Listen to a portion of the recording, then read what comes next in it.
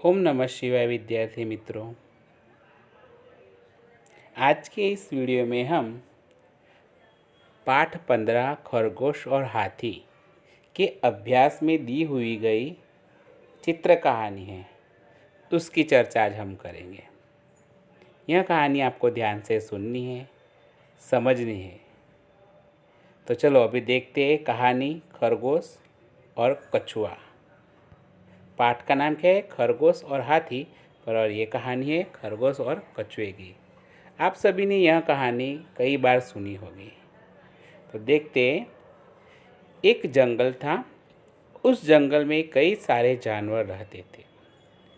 उस जंगल में एक घमंडी खरगोश भी रहता था। उसने अपनी तेज चाल पर बहुत ही घमंड था, इसलिए वह हर किसी को अपने साथ दौड़ने की स्पर्धा करने को कहता था।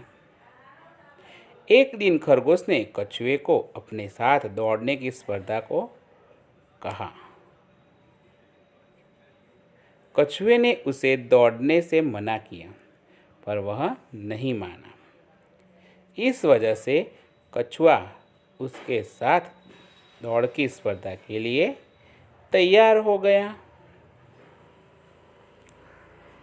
कछुए का दौड़ने की बात सुनकर खरगोश खुश हो गया। खरगोश ने कछुए से कहा, तय की हुई जगह पर जो सबसे पहले पहुंच जाएगा वह इस स्पर्धा का विजेता माना जाएगा। फिर एक जगह पर दोनों खड़े रहे और दोनों के बीच दौड़ की स्पर्धा शुरू हुई।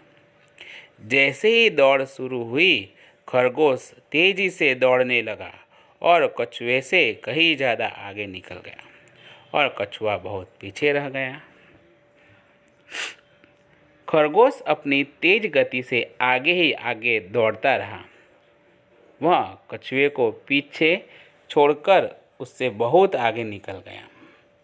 दौड़ते दौड़ते बीच रास्ते में थक गया, इसलिए उसने सोचा कि इस बड़े पेड़ के नीचे क्यों ना थोड़ा आराम कर लूं।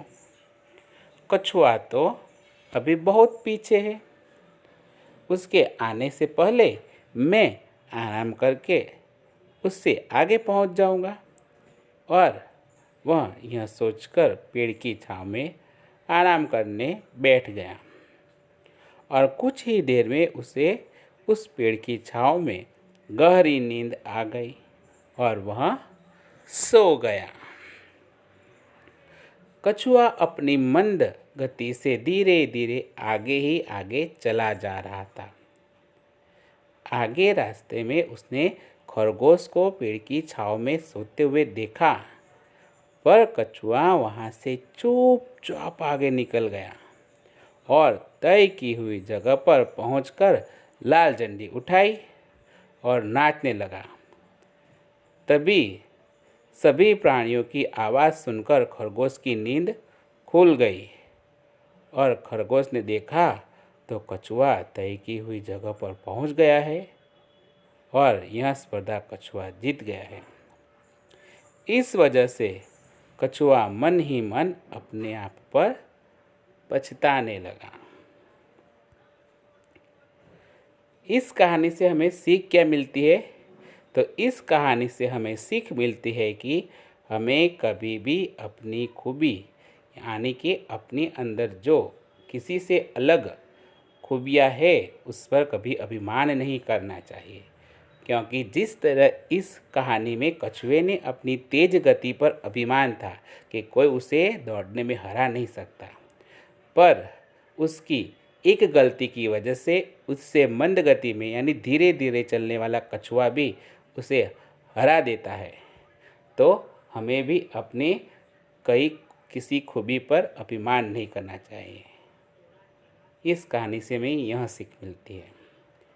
अगर आपको यह कहानी अच्छी लगी तो आप हमारे चैनल लाइक और सब्सक्राइब करें।